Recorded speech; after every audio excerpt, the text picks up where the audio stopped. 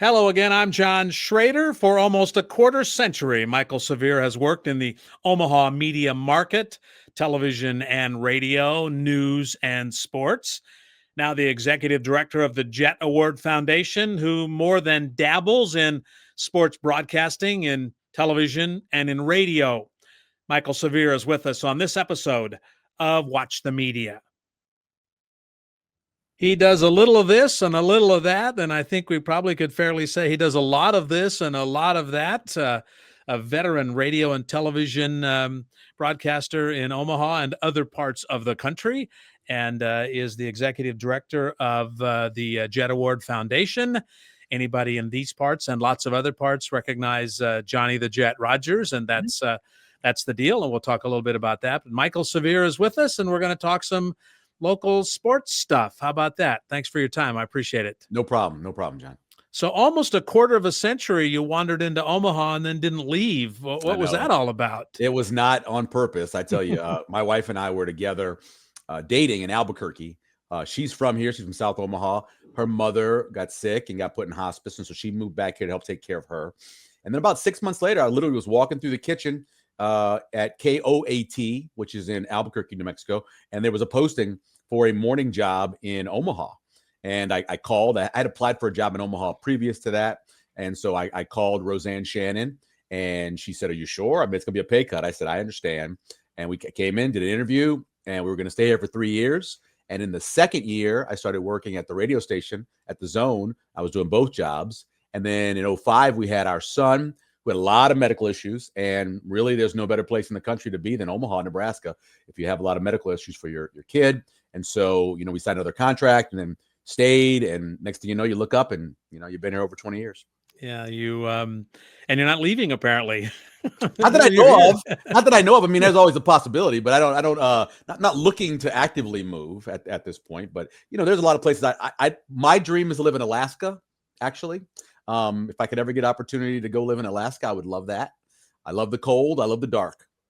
So that's my place. Well, my follow-up was why Alaska, and you just answered. What did you say? The cold and the dark? I love the cold. I'm not a huge fan of sunshine. So I love being in the I love overcast. It's funny because in Raspberry Beret, Prince said overcast days never turn me on. They actually are my biggest turn on. I love a good overcast, rainy, 40s and 50s day. That's my perfect weather. Okay, what is it in your psychology that makes you want that kind of a day? You could live in Seattle. They'd have a lot of that there. You could there's a lot of places you could live. Yeah, and Seattle's nice, and I've visited before. I like Seattle. I like Portland. But I'll tell you, there's something about the idea of just being off the grid, which kind of intrigues me a little bit as part of Alaska. And also, I've always been, grown up in the South for most of my childhood. I left New York and Pennsylvania when I was 10. My dad passed away, and then I moved to New Orleans. And always being hot was horrible. I hate being hot. I hate humidity. I hate sweating. I just don't like the heat. And so to get as far away from the heat as I possibly could would be my goal in life. And so Alaska's that spot. I'm not going to Siberia. I'm not, changing my I'm not going to be a Russian. But yeah, it would definitely be Alaska. I still want to be in America. Well, you got the cold part of the year here, and you got the heat and humidity part of the year here. So I see your eyes rolling. That's exactly how I felt. I grew up here, and I hated it. I'd rather have the winters than the summers. I'm with you. Here. You can put more clothes on, right? You can put more clothes on. You can't walk around naked. At least not legally. It's the crazy people who drive in the winter, though, that I could do without. Yeah, it took a while for me to get used to that. It really did. Yeah. I got lucky when I left. When I originally got out of college, I actually went up to D.C. for a job up there. And so I lived up in Bowie, Maryland. And that first winter I was there was the winter of 1995, which was one of the worst winters. The federal government was shut down for like 14 days. It was really, not as long as it's shut down right now, but it was shut down for a long time back then because of the snow. And I learned how to drive in the snow then and how to get around. And then I just kind of carried that everywhere I went after that. But I don't mind. I actually love snowblowing. It's one of the most exciting things I do every year. I'm sad it's only 2 or 3 times a year now. So I'm going to ask you this, and I'm going to say it carefully because as you know, I'm a Nebraska native, but I lived in California for a long time. Yes. We never talked about this. And I came back here. My brother does this all the time. Love him, bless his heart. But he talks Mhm. about this when he's got to go out and mow my lawn today. Friday is my mow the lawn day. People talk about mowing the lawn here. Tell me what that's all about, would you I do. please? So first of all, I haven't mowed the lawn in 10 years. Good for you. I have two sons. One is 19 and one is 16. And the 19-year-old was the first one to take over mowing the lawn. And then when he graduated from that, then the younger one, the 16-year-old, now mows the lawn. I have never watered my lawn, not once. I care less about the lawn in front of my house than pretty much anything in my life. And the people who I know who you're talking about, I have friends. They take these pictures and they post them on social media of the lines in their lawn. And I have a neighbor across the street who is so into it. But every guy around me, both to my right, left, and across the street, none of us care about our lawn. We don't want to mow the lawn. We want to avoid the lawn. I am not a lawn person. I don't understand. I don't get it. I'd rather have it xeriscape like when I was in Albuquerque. I love xeriscaping. Give me some cacti and give me some rocks, and I'm good. Yeah, bless your heart. And then not only do they mow it all the time, but they talk about it. And Yes. that's also what drives me crazy. Talk about it. Right. Speaking of talking, this time of year on I guess it's Tuesday nights, you do the original live version. All right, a Big Red Wrap Up. Nebraska Public Media is in the sports business around here, and for many, many years, it has been the program where you talk about what's going on with Nebraska football. Mostly, I guess you sneak in a little bit of this here and there, but it's mostly a show about football. And can you, for those people who've never seen it, can you give me a little bit of a description about what that show is and what it's supposed to be? Yeah, Big Red Wrap Up is the longest running Husker post game or pregame show that they've had. It goes all the way back to before that. You had shows with Bob Devaney where he had things, and obviously Tom Osborne did some stuff as well. But this has always been with Nebraska Public Media, or before that, NET. And it's really unique. Like I said, I know you've lived a lot of places. I've lived a lot of places. I've actually worked for some public broadcasting places when I was first coming up. And I've never seen one as involved in sports. They broadcast volleyball, they broadcast baseball, they broadcast whatever they can do. And then every Tuesday night during football season, for about 17 weeks, depending on a bowl game, we have Big Red Wrap Up. And it starts at 7 o'clock. And we have a couple former Huskers who kind of rotate in, Jay Moore and Damon Benning. And then we also have Sean Callahan, who's covered the Huskers now for 25 years. And he's our recruiting expert. And we basically just talk about the game that happened the week before, and then kind of what's happening in Husker land. And then we preview the game that's coming up. We do that for an hour. And it's a lot better show when they're winning. I've always loved the people, and I've heard this a lot. You hate Nebraska, or the media hates Nebraska. Trust me, our job is exponentially easier when they are actually playing well and winning games. And it's easier to do that show when they're winning and playing well than it is when they are horrible and losing games. So how do you balance that obvious interest in the audience? I mean, we're not in a really big market here where, let's say, LA, when you're doing a show, and you might have some UCLA fans, some USC fans, some Rams fans, some Chargers, where the allegiances are split. They are not split here. You know that. And so how do you balance that, giving them the straight poop and what they want to hear? I have always believed, and I think anybody that's ever listened to me since I first got on the radio in 2004, I always believe in being as honest as you can. I may be wrong at times. I'm never going to be wrong because I didn't research or watch or pay attention or question. I believe in being as honest as you can about it. I think that was the appeal when I first got on with Kevin on the Zone, is that I was an outsider, and I treated it like an outsider. Everything was fresh to me, and I believe I still do the same thing 23 years later. I have a lot more Husker history behind me now, and I know a lot more than when I got here, of course. But still, I just believe you're honest. You're as honest as you possibly can be. You tell them the truth, and in the end, even if you're wrong. So I had a prediction. I thought they'd beat Minnesota. I watched a lot of Minnesota tape. I looked at all the numbers. I knew Minnesota was struggling in a bunch of places that Nebraska was good in, and I thought that Nebraska would win. I was wrong. I picked the wrong thing. But everything I said, the EPA analytics, through Havoc, through everything I talked about, was the truth. Now, in the end, it didn't work out in terms of who won the game. But as long as you tell people the truth and you're honest with them, I think they'll respect you, even if you're not a homer. Even if you're not a homer, they'll respect you if you give them honesty when it comes to their sports. Big Red Wrap-Up is a 60-minute program once a week. Give us an idea of how much time you spend prepping that program, because I think people might be a little bit surprised how much time it takes to do a 1-hour television show. Well, John, I'm always prepping for everything I do. So this is my week. You know, obviously the game happens on Saturday, right? I watch the game. I usually go there if it's a home game. I went to the Minneapolis game. I try to go to as many games as I can if I can. I watch the game, and then usually on the way home or when I get home, I'm rewatching or going through the game stats, because Sunday morning I do a wrap-up show, a 2-hour show on the Zone called Severe Reaction. So I'm trying to get ready for that show. Then Sunday, for the most part, I watch the NFL.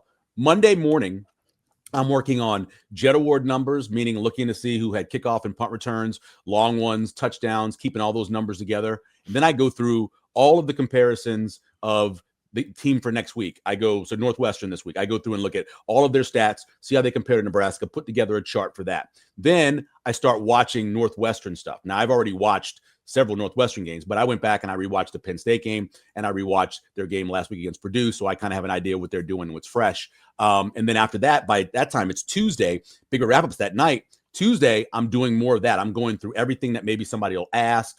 I'm going through all the numbers. I'm going through the mistakes that Nebraska made. I like to concentrate on the offensive line. That's one of my pet things. So I'll watch the offensive line and see what they did and what they did wrong, and who was to credit for a blitz not pickup or a sack.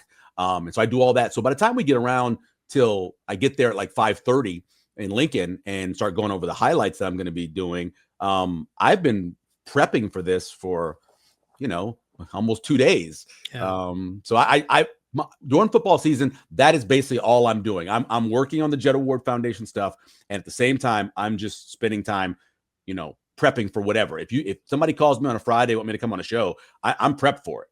And then Saturday, I do a pregame show for the home games, and so prepping for that as well. So the whole football season, that's basically all I'm doing, is I'm preparing for somebody asking me a question in the grocery store, asking me a question at parent-teacher conferences. It doesn't matter. I'm prepared for that. Yeah. For the benefit of those folks who might be hearing this after Nebraska plays Northwestern, we're recording this on the Thursday before Nebraska hosts Northwestern at Memorial Stadium. I'm John Shrader with Michael Severe. You do radio in the morning, and it's Severe Reaction, which is a really good play on words, but it's really about not just you analyzing the game, but it's also people calling in and talking about the game. Mm-hmm. Now, we all know radio and television are two different media, and doing a call-in show for 2 hours is a much different program than a produced show. So give me an idea of what the groove is delivering that show differently at 8 o'clock in the morning on Sunday. Now it's more similar. The separation between the fourth and fifth media is very little now, because we stream obviously on YouTube for Severe Reaction. We have instant comments, people on the side making their comments. You're obviously having stuff on social media like Twitter and other places where you're receiving instant reaction, plus you're taking phone calls.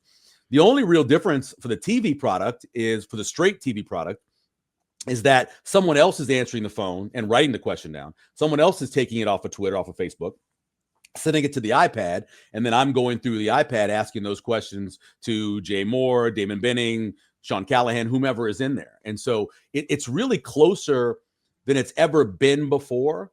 I will tell you, prepping for radio, like a radio show, is a lot more intense when you're alone. If it's just you, right? So say, for example, the phones went down on a Sunday morning, and I wasn't going to get any phone calls because the phone's broken.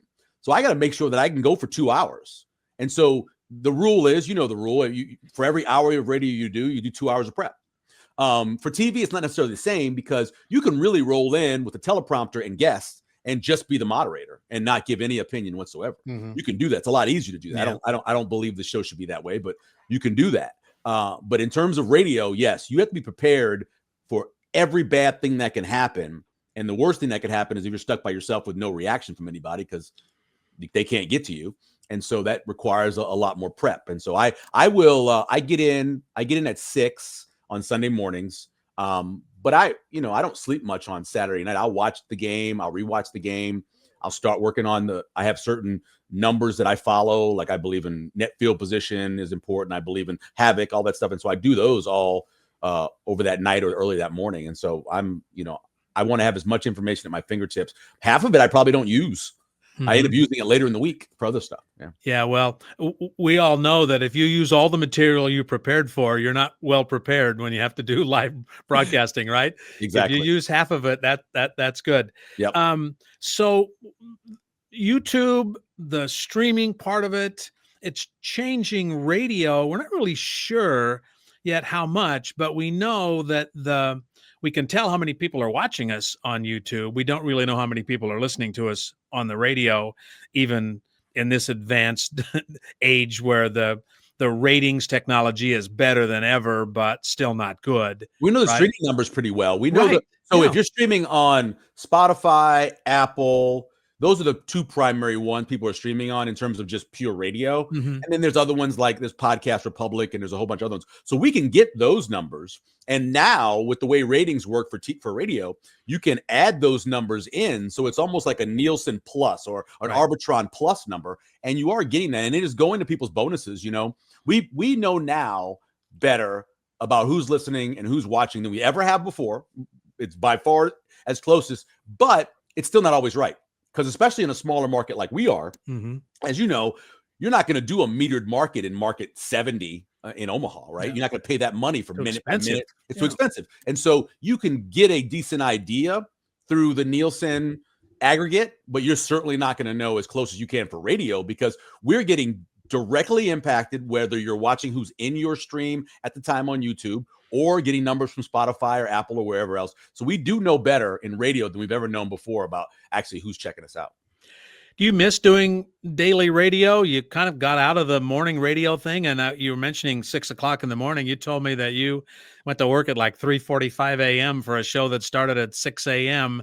I see you shaking your head. For those who aren't watching this, shaking his head like I don't miss that. No. Why? Yeah, why? Because so when you're doing a 4-hour radio show 5 days a week plus the thing that we call the crossover, you're doing about 23 hours of radio, and all of that's not football. And I have really limited so COVID happened. They shut all the sports down. And I was already kind of going through some midlife crisis kind of stuff anyway. And so COVID happens, sports goes away. And I realized to myself, man, I am pretty happy right now that I'm not having to watch sports constantly, spending more time with the kids, watching movies with them, all the people going on walks during COVID. And so really the COVID experience was really good for me. I know a lot of people died. It's a horrible thing. But for me, it really kind of changed my ideas of stuff. And so like, I don't do a morning radio show anymore. I don't have to watch baseball. I don't watch any baseball anymore. No pro baseball, not a game. I don't even know who's in the World Series. I completely shut that off for me. I will watch college basketball because of Nebraska and Creighton. I will watch a little bit of NBA if it's on. But that's pretty much it for me, And so when you're doing that radio show, especially with a guy like Damon Benning, where you got to be caught up on everything, I had to watch everything. I had to watch things I didn't want to watch. It really was truly work when I wasn't at work. And so now I don't have to do all that stuff. I concentrate on what I want to concentrate on. I watch football, and that's what I'm happy with, and that's what I like to do. And so it's a blessing that I don't do that show anymore. And it's made you better at the football things you do? I think so. I think I've always been a football guy, and that's been my strength. But I would say it definitely is better as a dad and as a husband, because yes, I'm still doing the football thing, but it doesn't take as many hours up as it used to doing everything else, or doing everything else and having to fit the more football stuff in. So that made it more difficult. But definitely in terms of life, I'm much happier, just in general because of that. And it's funny because people probably listening go, "Oh, you had to watch sports. Oh my God." But you don't realize that the amount of hours it would take up, And yeah, when I worked with Damon, we started our show at 6. I would get up at 2. I got up at 2 o'clock. And I would, get myself a little something to eat, so I would go. And then I would basically prep for the show. And the things that I didn't watch because I went to bed earlier, I would rewatch. Or I'd watch for the first time, or at least I'd watch the highlights. And so because I had to do that because I had to be able to keep up. And that I don't do it anymore. Yeah. So forget about West Coast sports. I still have a problem of staying up and watching West Coast sports, but I don't have to do a show at 6 o'clock in the morning. That's But true. Yeah, I do have to get up and go to work. yeah. When I worked in Albuquerque, which is mountain time, which is I think the best time. I love Yeah, I do the too. Albuquerque time. And so one of the things I used to do was I would leave the Monday night game on and I would go to bed. And I'm not a heavy sleeper. And so I would kind of lucid sleep or whatever they call it. And I'd be listening to the game at the same time. And if something big happened, I might look up at the TV and see what happened. I would do that for all the late night games. That was my kind of my thing. So I could also know what was going on with the sports at the same time. Yeah. Plenty of times I've fallen asleep during the game and then checked my phone to see what happened in that game that I just left on the TV, and now it's rolling something through there. Sure. So, hey, I'm going to ask you a little bit about Nebraska football. Then I want to talk about Johnny the Jet and the Jet Award Foundation. Okay. Sure. Interestingly, in class this week, and we were talking about the sports attention industry, right? And the hot take industry, and getting attention and clicks, and the Stephen A. Smith, Pat McAfee world, right? That's not the question. One of the questions the students presented in class in his presentation was a hot take, and the hot take was, will Nebraska be in the college football playoffs in 3 years? And people around the room are thinking, So I've got a Nebraska football expert here. I'm going to ask you, do you think Nebraska will be in the college football playoffs in the next 3 years? I think it matters on the expansion because we'll know by next month, or actually December. We'll know by December if they're going to move up to, 16, 18, where they're going. And so I honestly believe that at some point in the next years, we will be at 18. And because of 18, I think Nebraska have a pretty good shot. So as long as you are contending in one of the two major conferences, the Big Ten and the SEC, contending meaning you're in the top 6 or whatever, I believe that we will get to a point where those teams are going to get in. And so I do believe that Nebraska has the ability, depending on schedule, to finish 9-3, 10-2 in a season. If you finish 9-3 or 10-2 in a season in the SEC or the Big Ten going forward, you're going to have a really good chance to be in the college ball playoff. You'd have to have played a really poor schedule of non-conference, and maybe it just didn't work out because there's so many teams in the Big Ten and the SEC, and you didn't get the best teams as a possibility. But I think Nebraska has a really good shot in the next 3 years to get in it because of the pure numbers now, because of the opportunity to be able to be set up in a situation where this is your schedule, you lose 2 games, and automatically, because you are a Big Ten school, you're in the college ball playoff. All right, last question. I'm putting you on the spot. One of the things that I get a little bit tired of, and I know the fans here don't, but I do, and that is, well, I remember in 1997 that Arizona State game. Oh well, I was on the field in 1992 when we blew a 2-touchdown lead against whoever. The long-term memory, I think, gets in the way for some people, me of enjoying what's going on now. Help me put that in perspective. Tell me why I'm wrong there. Well, I used to call it, it's your Husker fan giving his bona fides. Is that how you say the word? The phrase of, here is my expertise in this particular topic before I answer my question or tell you. And so their expertise is going way back and knowing everything about Nebraska, so they know going forward, hey, I can say this is wrong because this is how it was done right. I don't have as much problem. I think you do have to, and one of the things that I remember, how long ago was that? I believe it probably was 3 or 4 years ago, and Trev Alberts was the AD, and he said something about that during the offseason. He goes, it's great to remember, but we've got to forget that. We've got to start moving on. And when Matt Rule got here that first year, I think he really tried to play into the past and the tradition and what Husker fans wanted and all of that. And then that got him, 5-7. And I think he said to himself, you know what? I'm going to do it my way. I'm going to do it. If the black shirt thing works out, that's great. If this works out, it's great. I'm going to do it my way. And I think that's the way you have to do it if you come here. Yes, you want to make sure that the former players come around. You want them to help in recruiting. You want them to do all the things they can do to help the program, but that's all in the past. What we're talking about is the next game. How do you play against Northwestern? Not how you played against Northwestern in 2012 when you gave up, 6 straight runs in order for them to beat you. But how you're playing them on Saturday? And you knew that.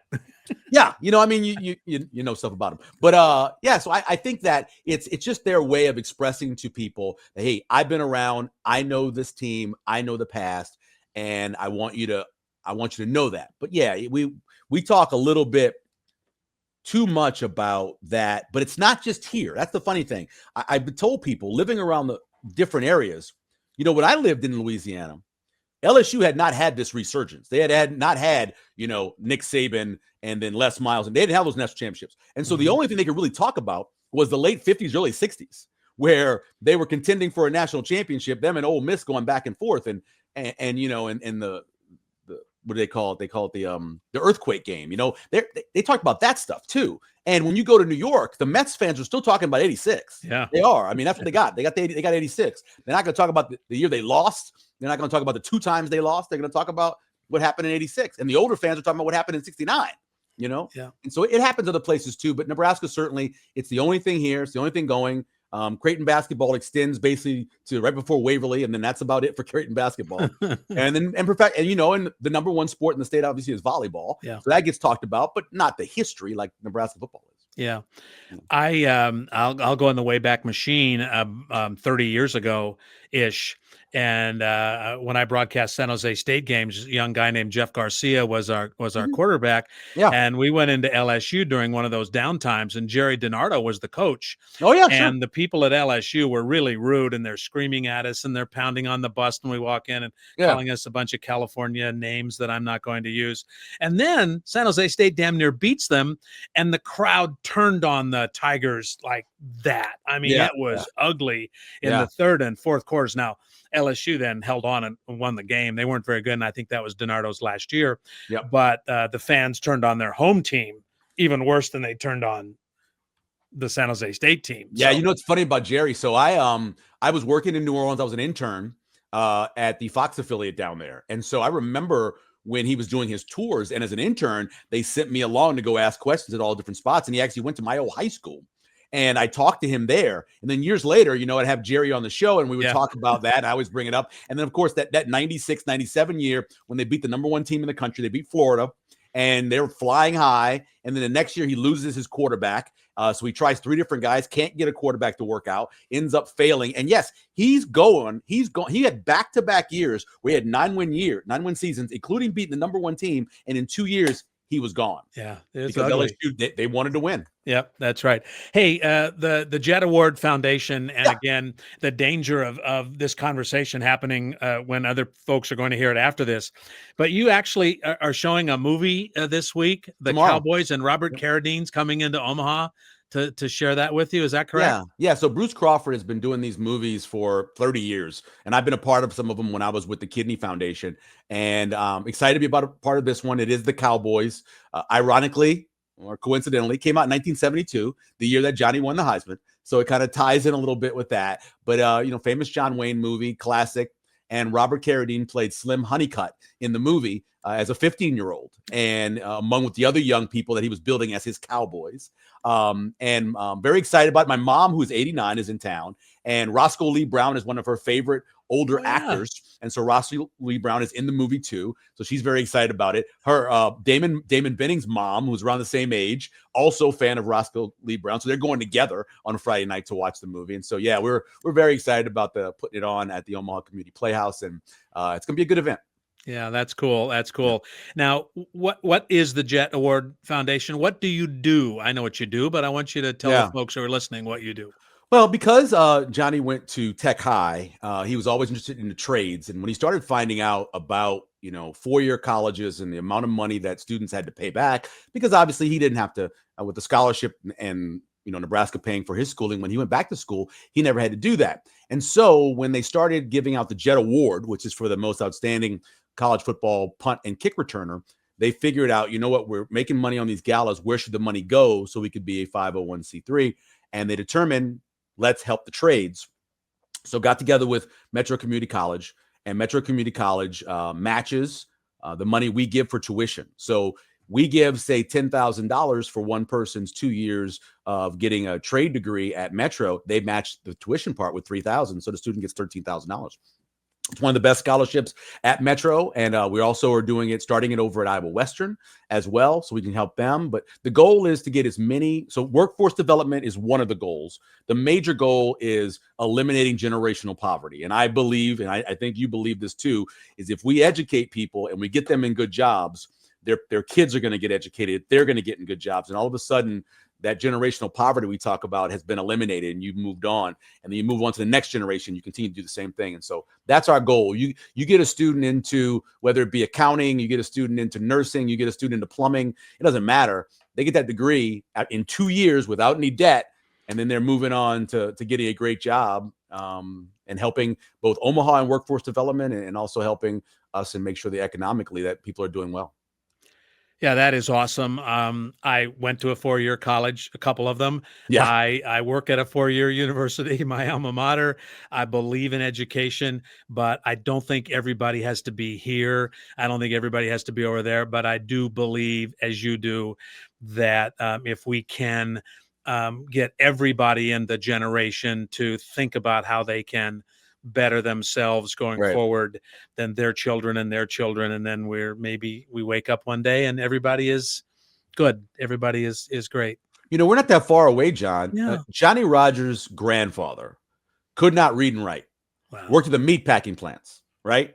Kids had to go along with him. His grandkids had to go along with him to help get his check because he couldn't read the check. And they'd take him to the bank so he could cash the check. That's one generation before Johnny. Mm-hmm. It's not that long ago that we had people that couldn't read and write, that weren't going to school and making good money at jobs. But a lot of those jobs now have transferred over to where you can't have those jobs without high school degrees, or you can't have them without 2-year degrees. And so Yeah, we're trying to help that. that is awesome. And we don't have time in this conversation, but one day maybe we can talk about the great migration that came to Omaha in generations ago, the diaspora from the South to parts in the middle of the country and north, but and Omaha certainly was part of that. Well, I promote 24th and Glory, man. Yeah. If you haven't read 24th and Glory, Dirk Chatlin's book, read it. For the sports stuff is great, but about the migration, about the political stuff that happened in Omaha, it's an incredible history book. Yeah, it really is. And I plug that too. I'll plug another one too. You're not a baseball fan, but Howard Bryant wrote a book a couple of years ago about Rickey Henderson. Mm-hmm. And the first couple of chapters of that are about where these people came from. Right. Bill Russell's family ended up in Oakland, but they were from the South. Rickey Henderson's Monroe, family Louisiana. From Arkansas. That's Monroe, right. Louisiana is That's where right. Bill Russell's family from. And the country is full of these athletes who maybe were Chicago stars, but who's a generation or two back, their family came to Chicago from Alabama, from Mississippi, from Monroe, Louisiana. And it's fascinating. I have a copy of it. When I see you, maybe I'll let you read. The first chapter is one of the great chapters of any sports book I've ever read. And you don't have to be a baseball fan. So that was Well, I was a baseball fan for 50 years. I was one for 50 years. You don't have to as soon as they added in the DH in the National League, I was done. I hate the American League. I hate the DH. I'm not watching baseball anymore. At least you're honest about it. Johnny Rodgers, as you can count him on one hand, of the people still who will walk into a room in Nebraska and they get a double take. I mean, you look at Johnny Rodgers in the press box at a Nebraska game. Johnny Rodgers went to school here. He went to journalism college here, came back and went to journalism college and finished. But he's one of those guys who walks in the room and everybody knows who he is. And Tom Osborne, of course, and a couple of other folks. But he's the guy, and he's carried that his entire life, right? Yeah, and he's using that now for really a good thing, because people hear Johnny the Jet Rodgers and like, oh yeah, from way back, and he has the Heisman-trophy stance and everything, but we have had over 500 students since 2017 receive aid. We've had nearly 300 graduate with their associates, and the other 200 or so have gotten certifications or enough education to be able to get into the job they wanted to get into. And that's Johnny's legacy. His legacy is, yes, a long punt return against Oklahoma in the game of the century, but more than that, it's about these students being able to go to school, get an education, and get a job. That's really going to be his legacy.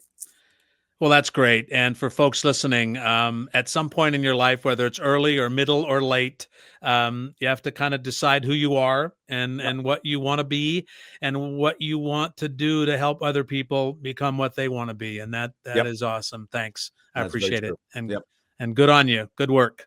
Hey, thank you. I appreciate it. The executive director of the Jet Award Foundation, does a little TV on Nebraska Public Media, does a little radio on 1620 The Zone, and watches a lot of NFL. I don't know what else. What else do you do?